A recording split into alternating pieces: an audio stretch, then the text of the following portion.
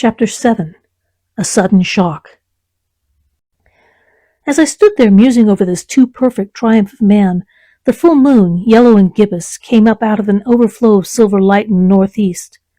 The bright little figures ceased to move about below. A noiseless owl flittered by, and I shivered with the chill of the night. I determined to descend and find where I could sleep. I looked for the building I knew. Then my eye traveled along to the figure of the white sphinx upon the pedestal of bronze, growing distinct as the light of the rising moon grew brighter. I could see the silver birch against it. There was the tangle of rhododendron bushes, black in the pale light, and there was the little lawn. I looked at the lawn again. A queer doubt chilled my complacency. No, I said stoutly to myself. That was not the lawn. But it was the lawn, for the white leprous face of the sphinx was towards it. Can you imagine what I felt as this conviction came home to me? But you cannot. The time machine was gone. At once, like a lash across the face, came the possibility of losing my own age, of being left helpless in this strange new world. The bare thought of it was an actual physical sensation. I could feel it grip me at the throat and stop my breathing. In another moment I was in a passion of fear and running with great leaping strides down the slope. Once I fell headlong and cut my face. I lost no time in staunching the blood, but jumped up and ran on with a warm trickle down my cheek and chin. All the time I ran I was saying to myself, "They have moved it a little, pushed it under the bushes out of the way." Nevertheless I ran with all my might. All the time, with the certainty that sometimes comes with excessive dread, I knew that such assurance was folly, knew instinctively that the machine was removed out of my reach. My breath came with pain. I suppose I covered the whole distance from the hill crest to the little lawn, 2 miles perhaps, in 10 minutes. And I am not a young man. I cursed aloud as I ran at my confident folly in leaving the machine, wasting good breath thereby. I cried aloud and none answered. Not a creature seemed to be stirring in that moonlit world. When I reached the lawn, my worst fears were realized. Not a trace of the thing was to be seen. I felt faint and cold when I faced the empty space among the black tangle of bushes. I ran round it furiously, as if the thing might be hidden in a corner, and then stopped abruptly with my hands clutching my hair. Above me towered the sphinx upon the bronze pedestal, white, shining, leprous in the light of the rising moon. It seemed to smile in mockery of my dismay.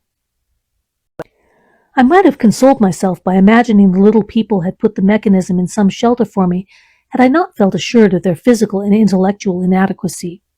That is what dismayed me, the sense of some hitherto unsuspected power through whose intervention my invention had vanished. Yet for one thing I felt assured. Unless some other age had produced its exact duplicate, the machine could not have moved in time. The attachment to the levers, I will show you the method later, prevented anyone from tampering with it in that way when they were removed. It had moved, and it was hid only in space. But then, where could it be? I think I must have had a kind of frenzy. I remember running violently in and out among the moonlit bushes all round the sphinx, and startling some white animal that, in the dim light, I took for a small deer. I remember, too, late that night, beating the bushes with my clenched fists until my knuckles were gashed and bleeding from the broken twigs. Then, sobbing and raving in my anguish of mind, I went down to the great building of stone. The big hall was dark, silent, and deserted. I slipped on the uneven floor and fell over one of the malachite tables, almost breaking my shin. I lit a match and went on past the dusty curtains of which I have told you. There I found a second great hall covered with cushions, upon which perhaps a score or so of the little people were sleeping.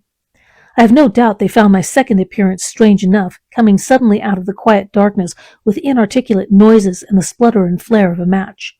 For they had forgotten about matches. "Where is my time machine?" I began, bawling like an angry child, laying hands upon them and shaking them up together. It must have been very queer to them. Some laughed. Most of them looked sorely frightened. When I saw them standing round me, it came into my head that I was doing as foolish a thing as it was possible for me to do under the circumstances in trying to revive their sensation of fear. For reasoning from their daylight behavior, I thought that fear must be forgotten. Abruptly, I dashed down the match, and knocking one of the people over in my course, went blundering across the big dining hall again, out under the moonlight.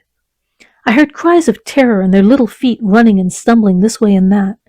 I do not remember all I did as the moon crept up in the sky. I suppose it was the unexpected nature of my loss that maddened me. I felt hopelessly cut off from my own kind, a strange animal in an unknown world. I must have raved to and fro, screaming and crying upon God and fate. I have a memory of horrible fatigue as the long night of despair wore away, of looking in this impossible place and that, of groping among moonlit ruins and touching strange creatures in the black shadows.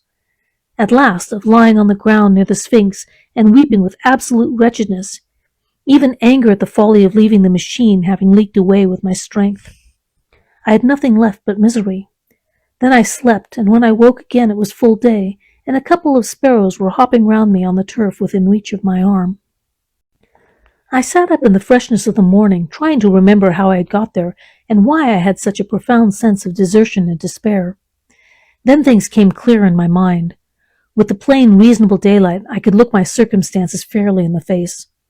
I saw the wild folly of my frenzy overnight, and I could reason with myself. Suppose the worst, I said. Suppose the machine altogether lost, perhaps destroyed? It behooves me to be calm and patient, to learn the way of the people, to get a clear idea of the method of my loss, and the means of getting materials and tools, so that in the end, perhaps, I may make another. That would be my only hope, a poor hope, perhaps, but better than despair. And after all, it was a beautiful and curious world. But probably the machine had only been taken away. Still, I must be calm and patient, find its hiding place and recover it by force or cunning. And with that I scrambled to my feet and looked about me, wondering where I could bathe. I felt weary, stiff, and travel-soiled.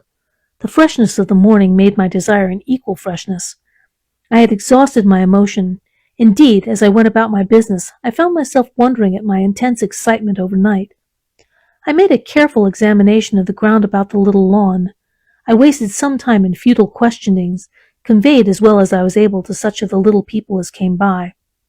They all failed to understand my gestures. Some were simply stolid. Some thought it was a jest and laughed at me.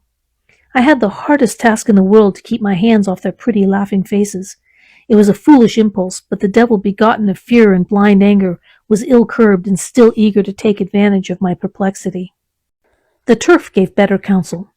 I found a groove ripped in it about midway between the pedestal of the Sphinx and the marks of my feet where, on arrival, I had struggled with the overturned machine. There were other signs of removal about, with queer, narrow footprints like those I could imagine made by a sloth. This directed my closer attention to the pedestal. It was, as I think I have said, of bronze. It was not a mere block, but highly decorated with deep-framed panels on either side. I went and rapped at these. The pedestal was hollow. Examining the panels with care, I found them discontinuous with the frames. There were no handles or keyholes, but possibly the panels, if they were doors as I supposed, opened from within. One thing was clear enough to my mind. It took no very great mental effort to infer that my time machine was inside that pedestal, but how it got there was a different problem. I saw the heads of 2 orange-clad people coming through the bushes and under some blossom-covered apple trees towards me. I turned smiling to them and beckoned them to me.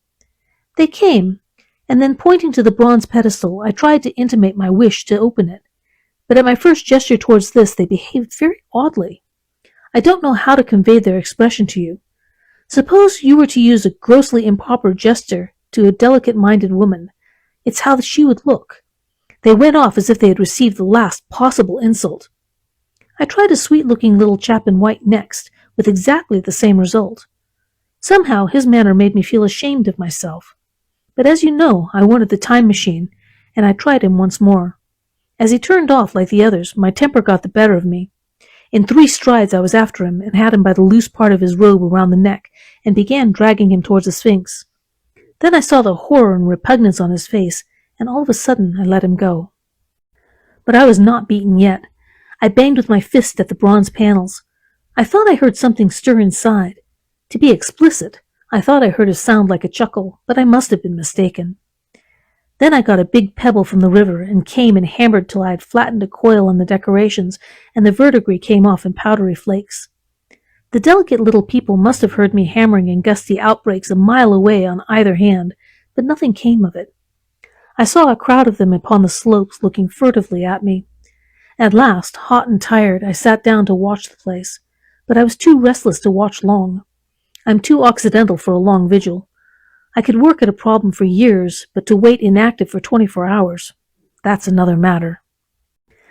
I got up after a time and began walking aimlessly through the bushes towards the hill again. Patience, I said to myself.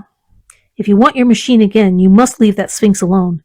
If they mean to take your machine away, it's little good your wrecking their bronze panels, and if they don't, you will get it back as soon as you can ask for it. To sit among all these unknown things before a puzzle like that is hopeless. That way lies Monomania. Face this world, learn its ways, watch it. Be careful of too hasty guesses at its meaning. In the end, you will find clues to it all. Then suddenly the humor of the situation came into my mind, the thought of the years I had spent in study and toil to get into the future age, and now my passion of anxiety to get out of it. I had made myself the most complicated and the most hopeless trap that ever a man devised. Although it was at my own expense, I could not help myself. I laughed out loud. Going through the big palace, it seemed to me that the little people avoided me. It may have been my fancy, or it may have had something to do with my hammering at the gates of bronze, yet I felt tolerably sure of the avoidance. I was careful, however, to show no concern and to abstain from any pursuit of them, and in the course of a day or two things got back to the old footing. I made what progress I could in the language, and in addition I pushed my explorations here and there. Either I missed some subtle point, or their language was excessively simple, almost exclusively composed of concrete substances and verbs. There seemed to be few, if any, abstract terms, or little use of figurative language.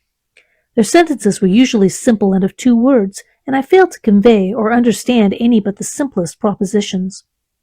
I determined to put the thought of my time machine and of the mystery of the bronze doors under the Sphinx as much as possible in the corner of memory until my growing knowledge would lead me back to them in a natural way.